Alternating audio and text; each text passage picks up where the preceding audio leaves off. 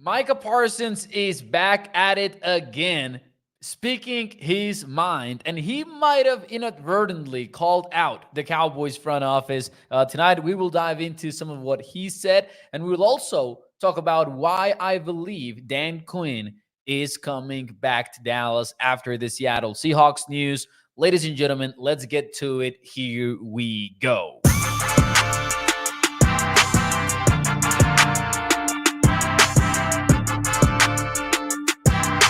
What is up, everyone, and welcome into A to Z Sports Dallas Prime Time. I am your host, Mauricio Rodriguez, streaming with you live every Sunday through Thursday night at 8 p.m. Central here on Dallas On Demand Sports Talk Network with a lot more content coming your way.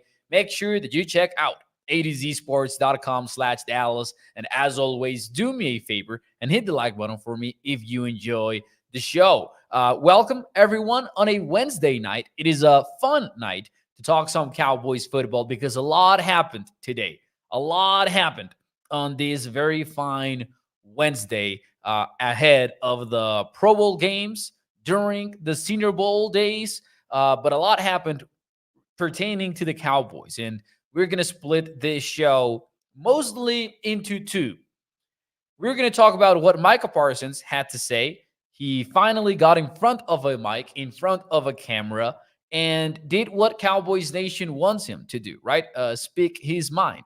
And I'm just kidding a little bit there because I know Cowboys Nation is not a fan of Micah Parsons being so opinionated. But hey, he's a player. He doesn't care. He's going to do it. He put out another episode of The Edge with Bleacher Report. And I'm going to say this. I'm not a fan of it, but I also don't think that it impacts his game or anything like that, which I've seen some suggest. And I think that's just a ridiculous storyline at this point to suggest. So I don't mind it that much. I just think it's like, oh boy, here we go again sometimes with him. And he made some strong comments today. And I do believe a lot of people will like some of what he had to say. And we're going to play a couple of clips here a little bit later on the show because he addressed two things. He addressed many things, but mostly he addressed two that I think are very interesting. Number one, he shared his thoughts on Jerry Jones's all-in comments. And I think when he was speaking about that, he might have not realized it, but he did call out the front office in a pretty big way, in my opinion. And then he also talked about the whole linebacker narrative that it has been going on over the last few days or over the last week, really.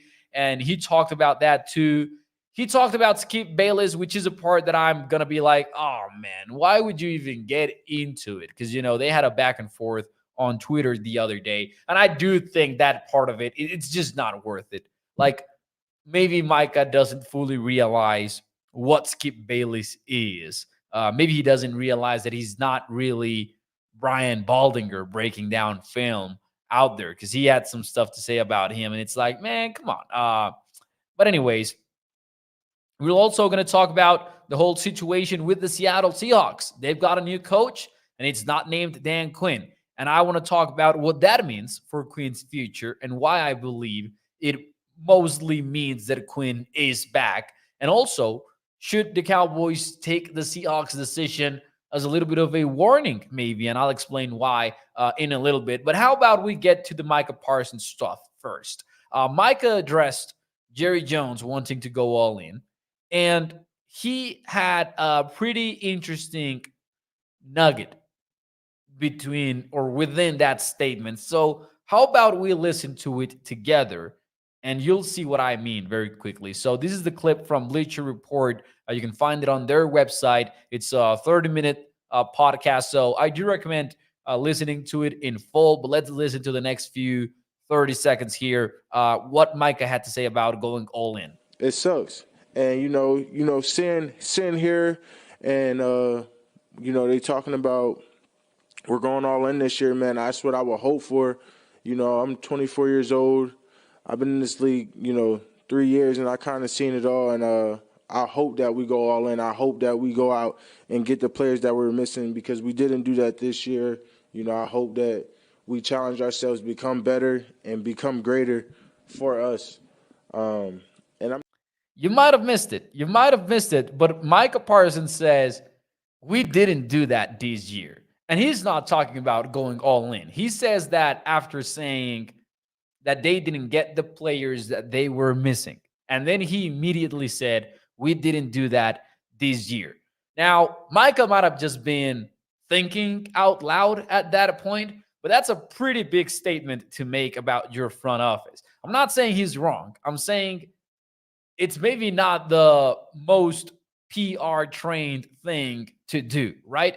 In front of the microphone, to openly admit that the front office, and maybe he did it intentionally. I really just am not sure. But you gotta love Micah taking the side of the fans here, where he is like, they're talking about going all in. We didn't get the players that were missing last year. So, and him basically pushing the Cowboys towards doing it.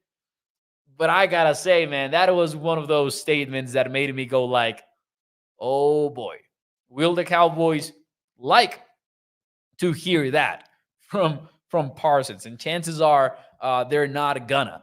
And the examples are plentiful if you try to pinpoint what Micah Parsons could be talking about. But we knew about the Cowboys being thin at linebacker in training camp, and that was well before the Marvin Overshown went down injured in the preseason. Heck, then later Leighton Van Der Esch also got hurt. And there's a Diana Rossini report from The Athletic from back in the trade deadline where she revealed that the Cowboys were actually trying to pull off a trade for a linebacker, but then nothing came to fruition.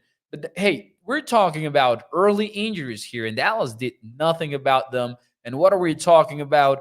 Days removed from the Cowboys' playoff loss to the Green Bay Packers. We're talking about the obvious lack of a linebacker to match personnel versus the Packers when they were running two tight end sets, two running back sets, and all that. So it's one position maybe, but it's a pretty significant one for how your season went.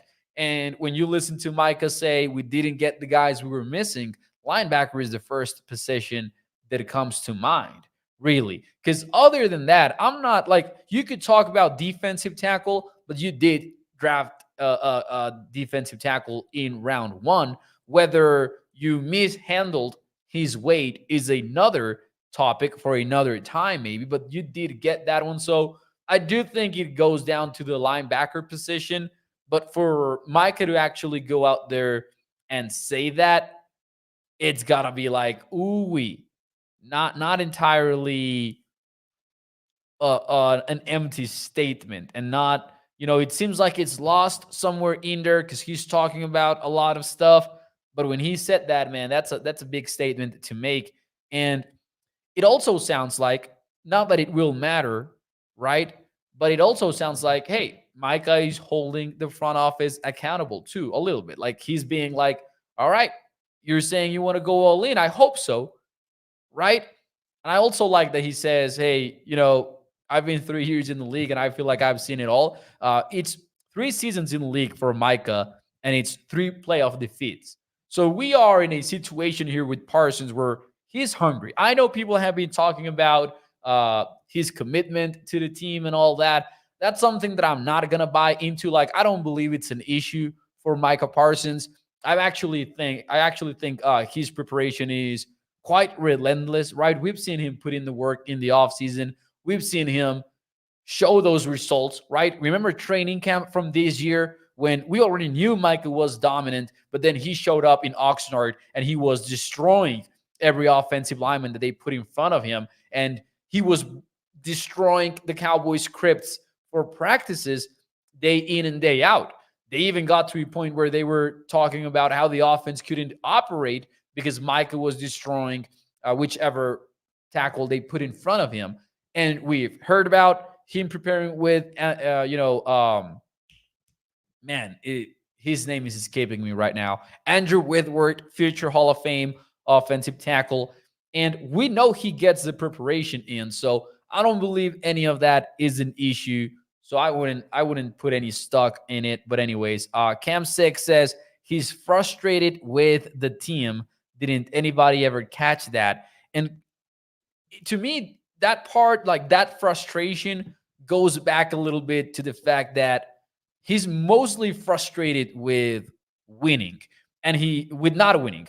And if he starts to figure out, like, say that this year the Cowboys don't really go all in and that once again they don't get the players that they're missing, he might start getting seriously frustrated, right? Because I do believe he's one of the players that want to win the most in this roster. That's just me. That's how I view it, at least. Bruce says Micah better be careful being so truthful.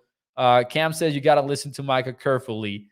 Katharina says they need to hear it most. Somebody has to. I wish I could. LOL. And Robert says he's telling the truth. It is an issue in the front office. But hear me out. We've got a lot of people here in the comments being like, Micah is absolutely right. Micah should be saying this. Micah is saying the truth. So to me, this is good and this is fair because it's confirmation that I'm not going crazy, that this is a big sentence that he spoke out into existence in this 30-minute podcast that everyone was tuning into minutes after it was published by Bleacher Report. Because Micah had said, again, some things here on Twitter, had his back and forth with Skip Bayless, but this was him breaking his silence because he didn't do any locker room interview after the Packers game. He didn't do he might have done one after the Packers game. I might have been wrong there, but he didn't do one when they were cleaning out the locker rooms or anything like that. So significant statements here from Micah. Now, he also discussed the linebacker discourse that has been going around social media. Now, I'm not talking about the debate itself.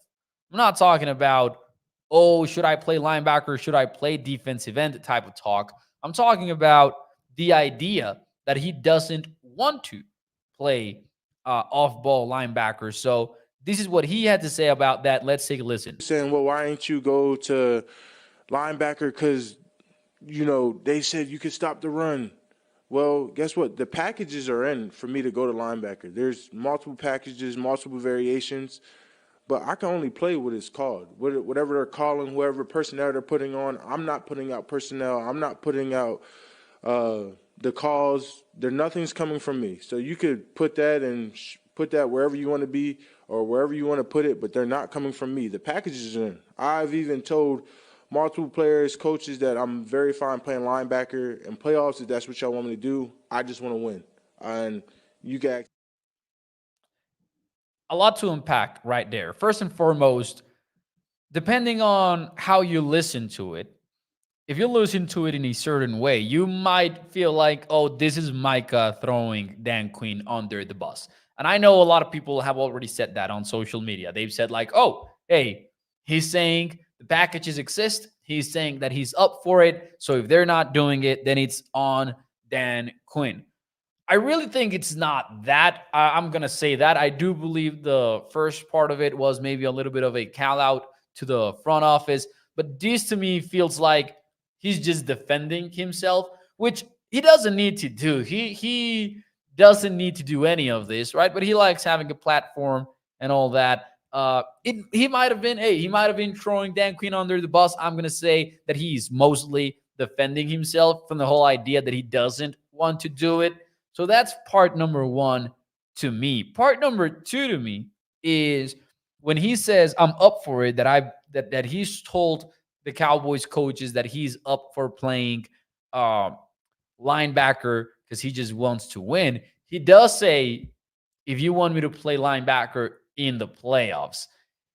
And that might be just what the critics wanted to hear to keep criticizing him. And I'm not saying it's right, but I'm saying that him adding that in the playoffs might be a little bit telling about the fact that, hey, in the regular season, he doesn't want to do it because he wants to rush the passer. So when the time comes for a contract extension, he can cash in as a pass rusher, right? Playing full time as a pass rusher, basically.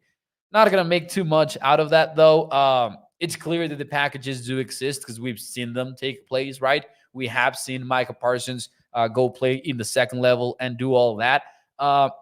I still believe it's a little bit of a mute point because I still believe that, hey, Micah Parsons should be spending the vast majority of his time playing on the defensive line instead of on the second level. And that's, even evident from the Packers game because people like to point out whatever that was in the second half where the Cowboys couldn't get any sort of stop versus Aaron Jones in the Packers running game. But you could also look at the first half of the Packers game and be like, yeah, when Micah Parsons dropped back into coverage, they threw at him because he's not great in coverage because it's not something that he usually does. But when he is going after the QB, he is making a difference. You go look at that game, and the Packers were consistently putting a blocker on him, not even sliding to his way, not even having the running back go, block Micah Parsons from his spot to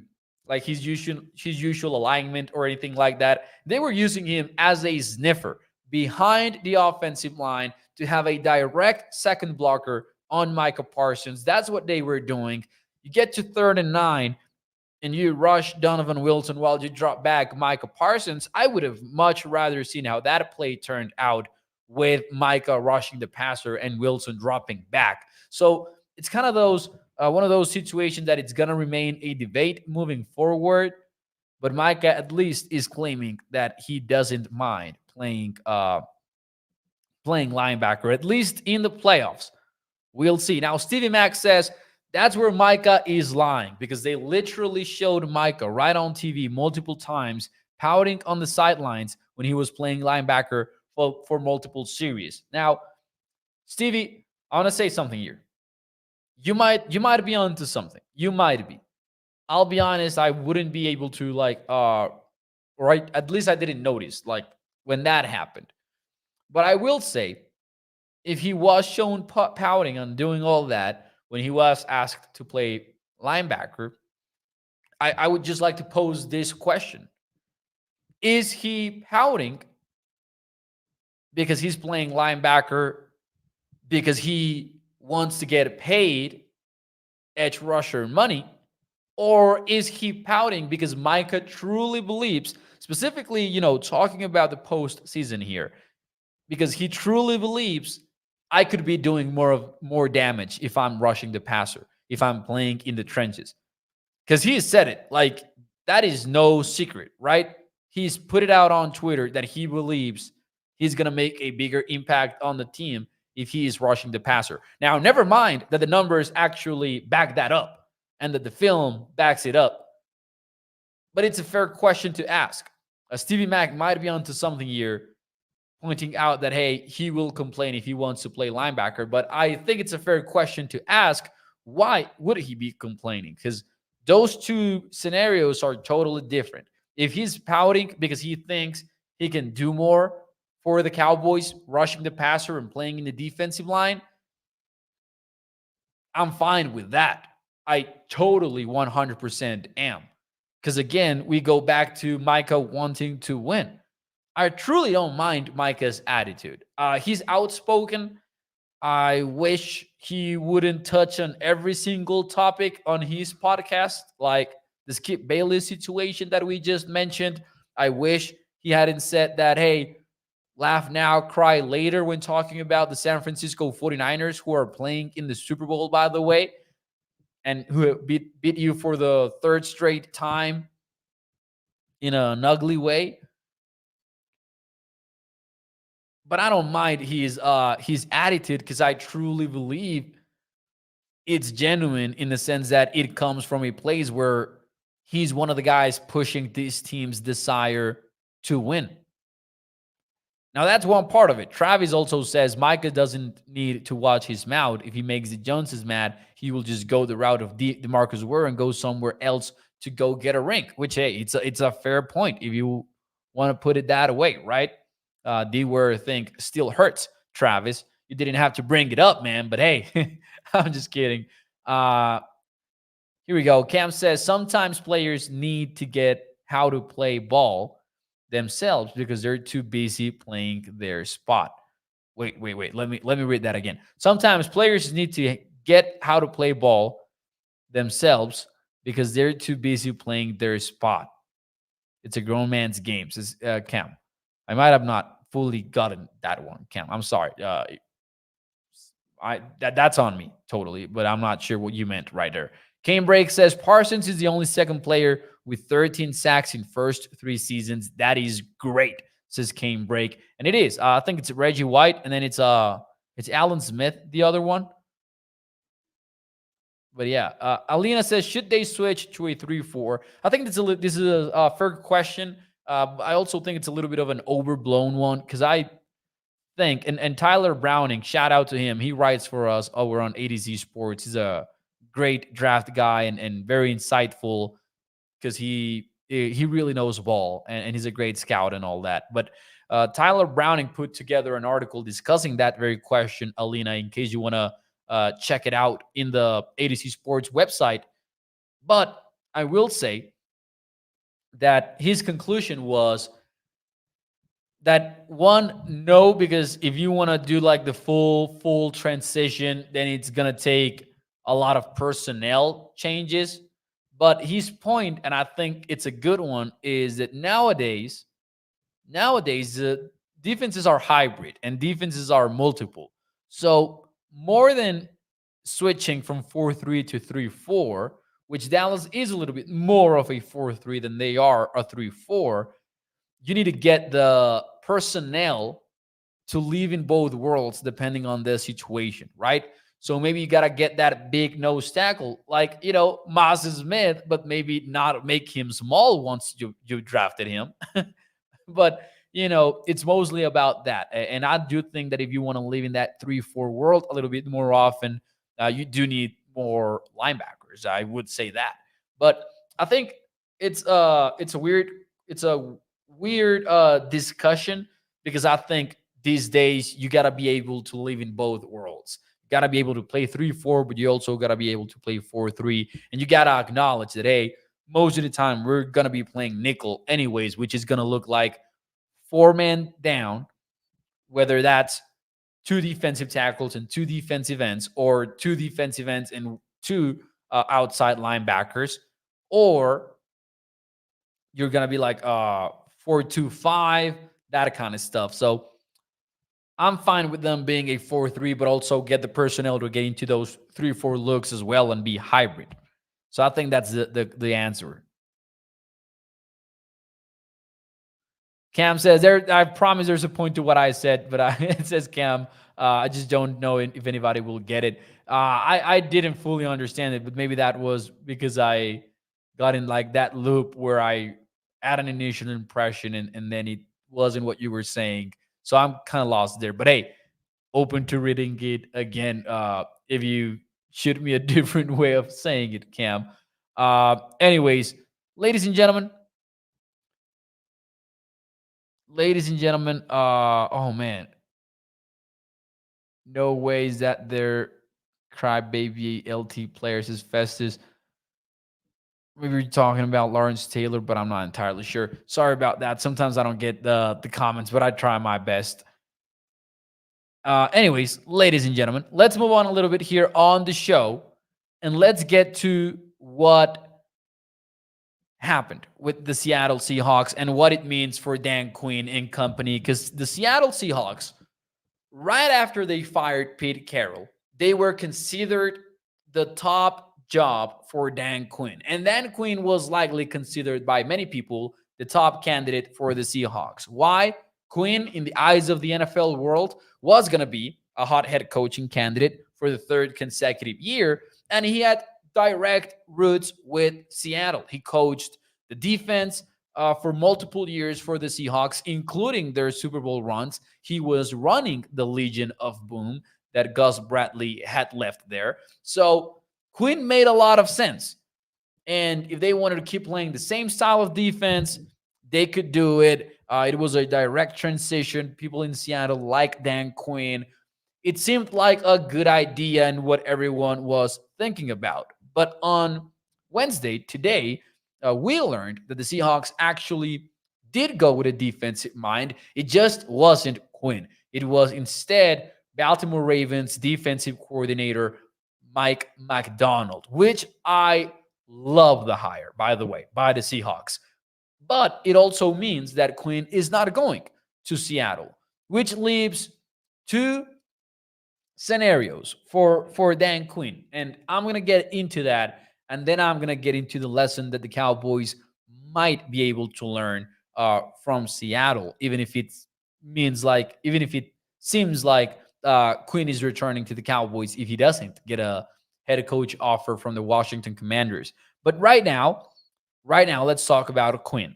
Quinn has two options, apparently. Either he gets a head coaching job offer from Washington and he goes and coaches the Cowboys' NFC East rival, or he runs it back with Dallas for another year as defensive coordinator. But he's not leaving the NFC East in 2024. That much seems quite clear. Now, there are some pros and cons to both sides of things, right? Pro would go into with the Commanders if you get the offer is you get a second crack at being a head coach. And it happens to be a very nice situation where the team that you're going with has 5 top 100 draft picks, including the second overall pick, which means you'll get a quarterback in the NFL draft, a quarterback prospect. Who knows if it will pay off, but you're not starting with in QB limbo right away. You're gonna be working up with a new young QB. But if you go back to Dallas, the head coach in Dallas is in the hot seat. And you know that it's a front office that likes established guys because when they fired Jason Garrett, they went and got Mike McCarthy instead of a hotshot young coordinator from another team or anything like that.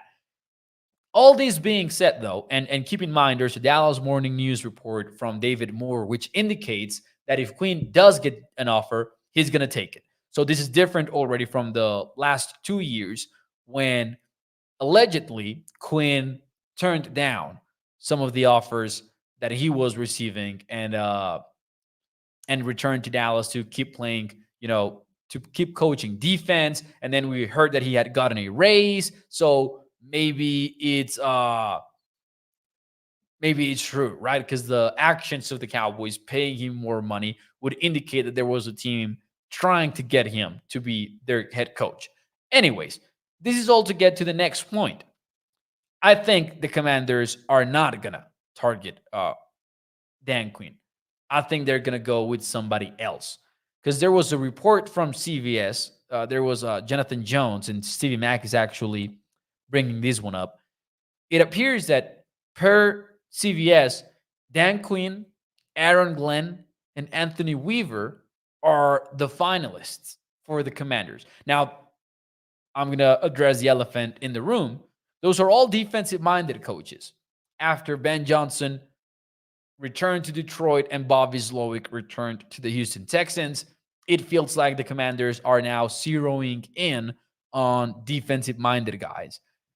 But there's an interesting scene from the Pat McAfee show when they were talking to Adam Schefter 2 days ago, where Schefter is bullseye on the fact that Quinn was not going to Seattle. And he basically says that, hey, Ben Johnson is not going to the Commanders. And, well, they're talking about those two jobs. Let me clarify. And they're talking about the rumor of Ben Johnson going to Washington, and they're talking about Dan Quinn going to Seattle.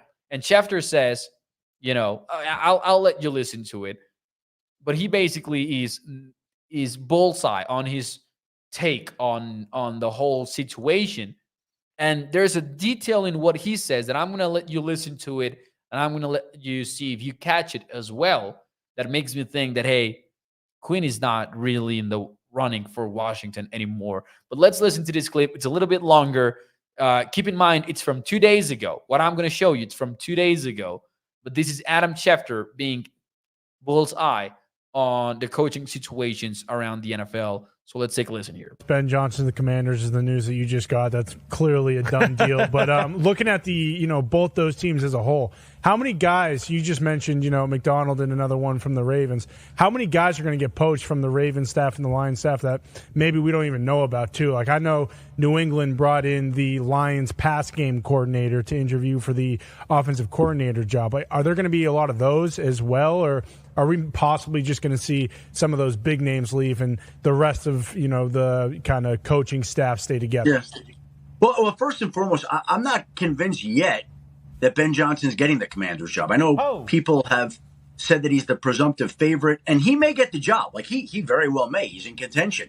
But that is not a slam dunk at all right now. Mm-hmm. And they are definitely looking at other people as well. And again, they may come back to Ben Johnson.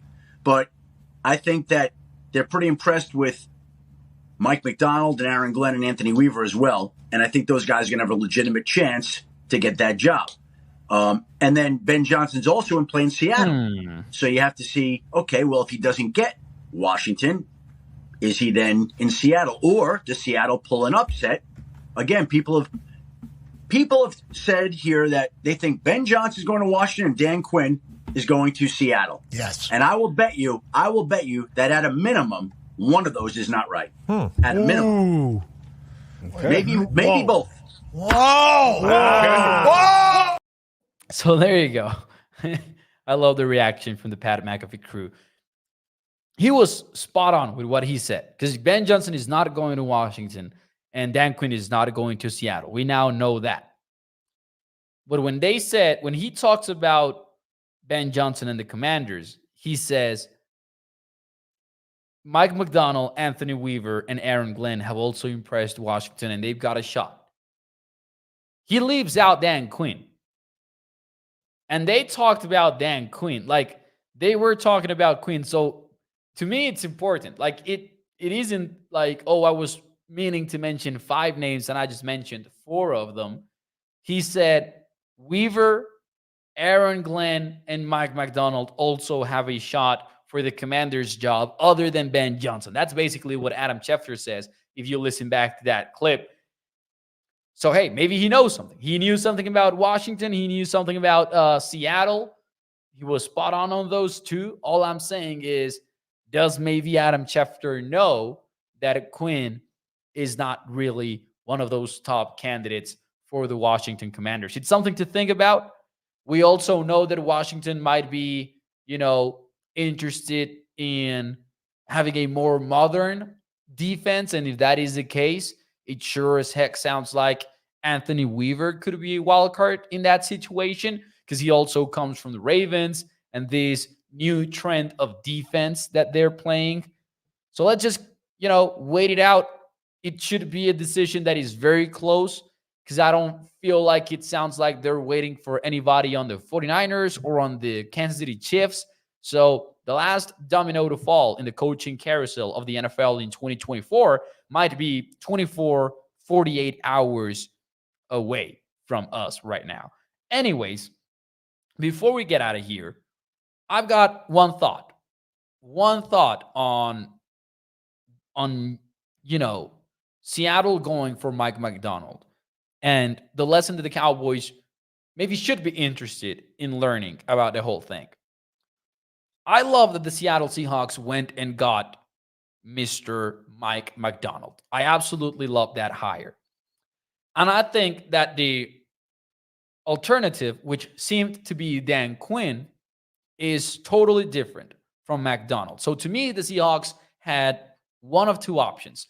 Either they moved on from Pete Carroll and they started all over again, coaching-wise, and they got a cover 3 type coach who fitted what they have been doing for years now. For a long, long time, the Seahawks have been playing the same style of defense. 1 high safety, middle of the field closed. That's their style of defense. Were you to bring back Dan Quinn, you would get more or less the same type of stuff. And I just heard Mina Kimes go on ESPN, and I love all of the insight that Mina Kimes brings to the table. And we just heard her, a Seattle Seahawks connoisseur, we just heard her complain about the Seahawks being unable to stop Kyle Shanahan-led offenses. So if that is your big thing, if that is the issue that you're trying to solve on defense, why would you bring somebody that also struggles with the exact same thing, who is also going to play the same schemes, who is also going to do cover 3, cover 1, and keep the same style of defense? Why would you do that instead of taking the approach that they did with Mike Macdonald, where you're not getting a cover 3 type coach, but you're getting a quarters type coach? Played quarters at an above average rate and cover 6, which is also a variation of quarters at an above average rate. Just look at this very quickly. These guys' rates rankings in the NFL. Seattle was 28th in the NFL in disguising their coverages in terms of having a safety rotation or something like that. The Ravens were the 7th highest. So 7th versus 28th. That is a massive shift that we are about to see with the Seattle Seahawks. So to me, it makes a lot more sense to go in that direction. And keep in mind, Mike Macdonald is the same guy that destroyed the 49ers offense in primetime. Picked off Brock Purdy 4 times, had him rattled, took away the first read from Brock Purdy, and they shut down the 49ers offense in a big, major way. Keep in mind, the Seahawks play the Rams twice a year and the 49ers twice a year. So having somebody to stop the Shanahan-led offense is even more important. But I do think there's a lesson there maybe to learn by the Cowboys, where if you get to the postseason in the NFC, you're likely going to face the Niners again. You're likely going to face the LA Rams if they keep it up. You could face the Green Bay Packers also with Matt LaFleur. Those are all Shanahan-esque offenses. And you're running it back with Dan Quinn, who has been terrible versus Shanahan-led offenses. Let me clarify something right there. Some people have done the math. John Owning from PFF has done the math on this. It's not that Dan Quinn runs a very good defense and then it has a big dip versus Shanahan offenses and he's somewhere around average. No, he is worse than average defending Shanahan-esque offenses specifically. That is an issue in today's NFL. The Cowboys have yet to figure out how to stop such a run-heavy type offense, such a, motion aggressive type offense. And it is a problem for the Cowboys. If we're talking about the big issue in Dallas being not winning in the playoffs, and the playoff teams that you're going to face are likely going to have some sort of Shanahan influence in them. If the Vikings make it, then it's Kevin O'Connell. It's a problem. Now, all that we can do is wait it out and hope for the best next time, because it sure sounds like Dan Quinn is coming back. Sure sounds like it. Commanders could still pull off a surprise and offer him the job. And if they do, he's likely to take it. But it sure sounds like Quinn is running it back with Dallas in 2024. I'm not entirely sure that's a good thing now. I'm also not entirely sure it's the worst thing in the world, because since 2021, the Cowboys are number 1 in the NFL in defensive EPA per play. But at least I can say the downward trend and the Shanahan trend concerns me. Both of them concern me. And that is just fair to point out. That is absolutely fair to point out. Moving forward, man, if the Cowboys run it back with Dan Quinn, you got to see better results versus motion. You got to see a better plan at linebacker for sure. And just a willingness maybe to adapt your scheme in a more significant way. Because I understand liking middle of the field close looks. I understand liking cover 1, cover 3. But it sure sounds like in this day and age, the best way to counter motion, at least the defenses that are the most successful versus motion and all these modern offenses, are quarters-based teams. So maybe ramp that up a little bit in 2024 if you are Dan Quinn. We'll see how it all plays out for Dallas in the end. But for now, that will be it for me here on A2C Sports Dallas Primetime. And I will see you tomorrow night at 8 p.m. Central.